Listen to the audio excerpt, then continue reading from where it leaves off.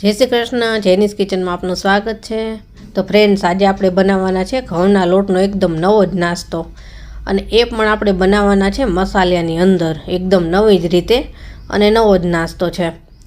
અને આ જોઈને જ ખાવાનું મન થઈ જાય એવો આ નાસ્તો છે। ઘરમાં પડેલી વસ્તુમાંથી જ આ નાસ્તો બની જશે, અને તમે આ બાળકોને લંચ બોક્સમાં પણ આપી શકો અને ચા સાથે પણ નાસ્તામાં લઈ શકો એવો આ નાસ્તો છે। તો જો તમારે પણ આ રેસીપી શીખવી હોય તો મારો પૂરો વિડીયો જરૂર જોજો, અને જો મારી રેસીપી પસંદ આવે ને તો મારી ચેનલને લાઇક, શેર અને સબસ્ક્રાઈબ જરૂરથી કરી દેજો। તો ચાલો એકદમ ઝડપથી બની જાય એવો નવો જ ઘઉંના લોટનો નાસ્તો બનાવવાની આપણે શરૂઆત કરીએ।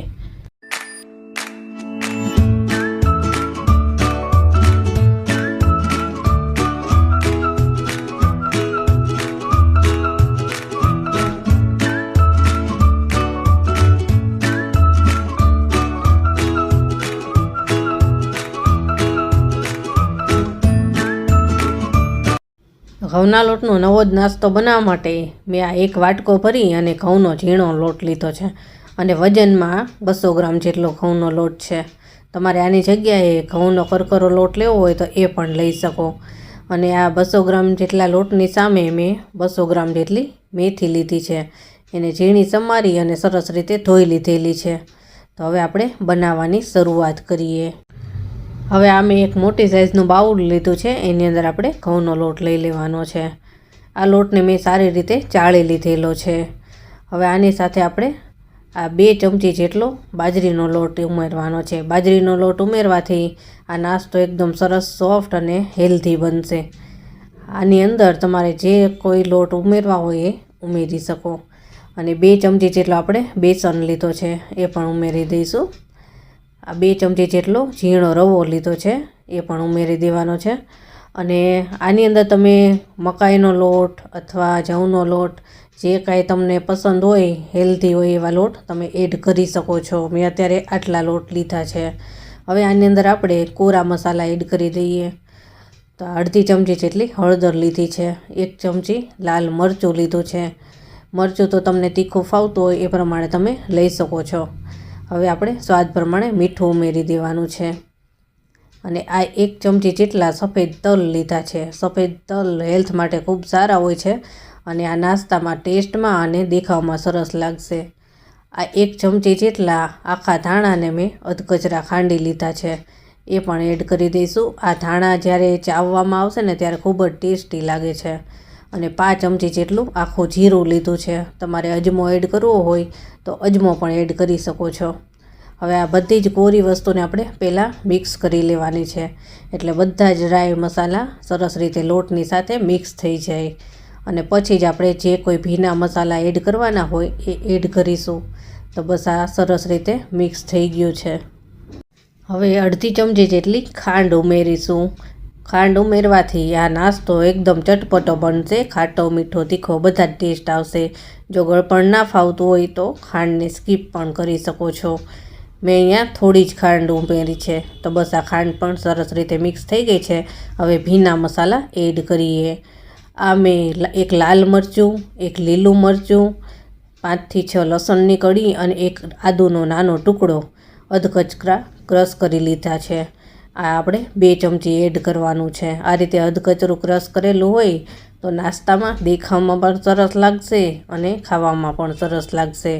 તો આ 2 ચમચી જેટલું આપણે એડ કરીએ છીએ। તીખું તમને ફાવતું હોય એ પ્રમાણે વધુ ઓછું કરી શકો। હવે કોથમીર એડ કરી દઈશું।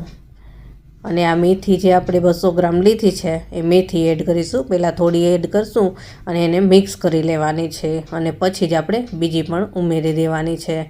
તો આટલી મેથી સરસ રીતે મિક્સ થઈ જાય પછી આપણે બીજી મેથી ઉમેરીશું। તો બસ થોડી જ વારમાં આટલી મેથી સરસ રીતે મિક્સ થઈ ગઈ છે।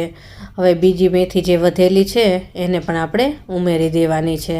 આ નાસ્તામાં મેથી જેટલી વધારે હશે એટલો સરસ નાસ્તો બનશે, અને હેલ્ધી તો ખરો જ। તો હવે આની અંદર આપણે 2 ચમચી જેટલું દહીં ઉમેરવાનું છે। આ બહુ ખાટું પણ નહીં અને મોળું પણ નહીં, એવું મીડિયમ દહીં છે। દહીં ઉમેરવાથી આ નાસ્તો એકદમ સરસ ખાટો મીઠો ટેસ્ટી બનશે અને એકદમ સોફ્ટ બનશે। એટલે 2 ચમચી જેટલું દહીં ઉમેરવાનું। હવે થોડું થોડું પાણી આની અંદર આપણે ઉમેરતા જઈશું અને આને મિક્સ કરતું જવાનું છે। આનું બહુ ઢીલું પણ નહીં અને બહુ કઠણ પણ નહીં એવું બેટર આપણે બનાવવાનું છે. તો થોડું થોડું જ પાણી ઉમેરતા જવાનું છે અને મિક્સ કરતું જવાનું છે.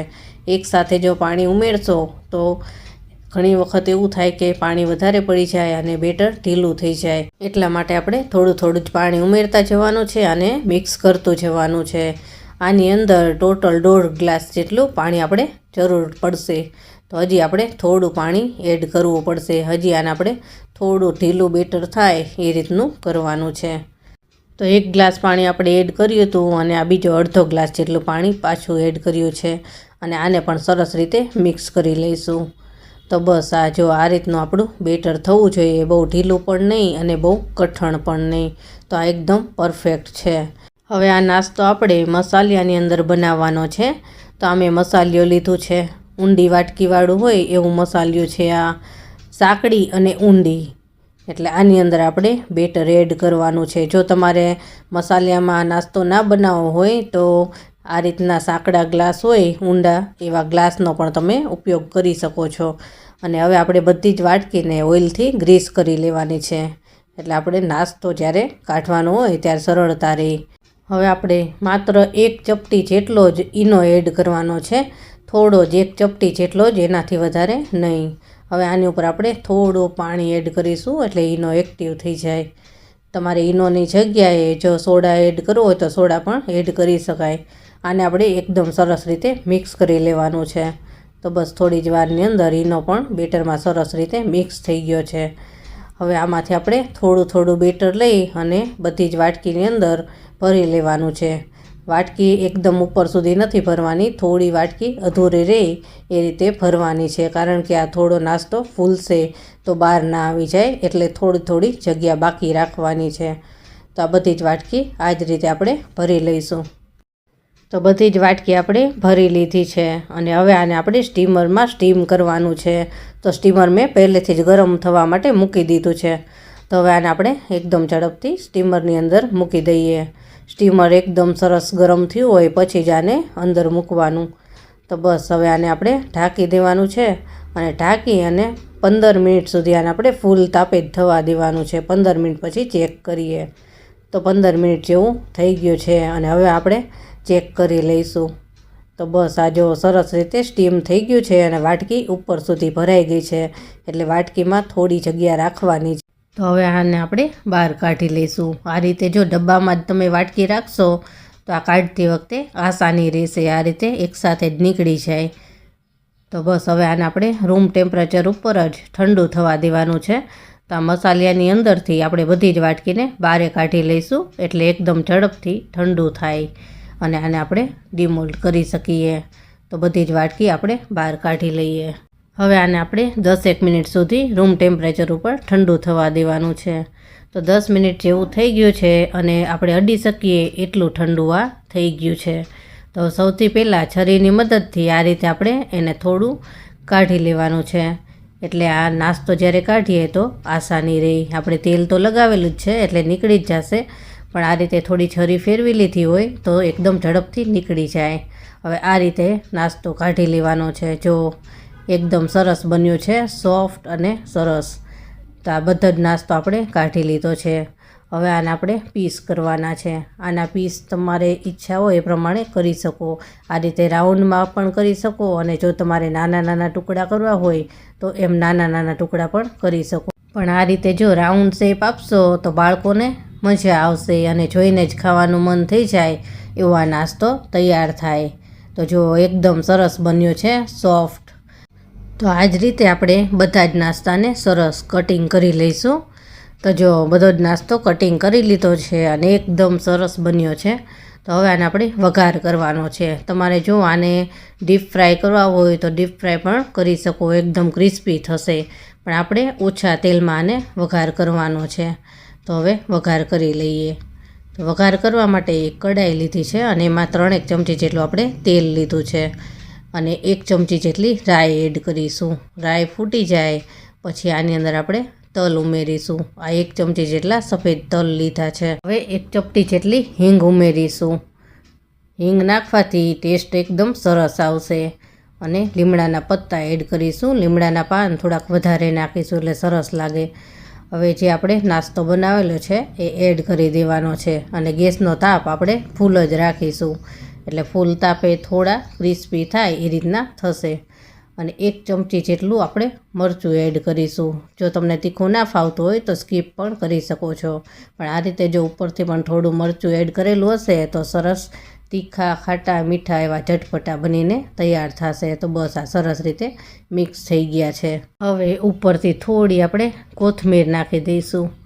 કોથમીર નાખવાથી સ્વાદમાં પણ સરસ લાગશે અને દેખાવમાં પણ સરસ લાગશે.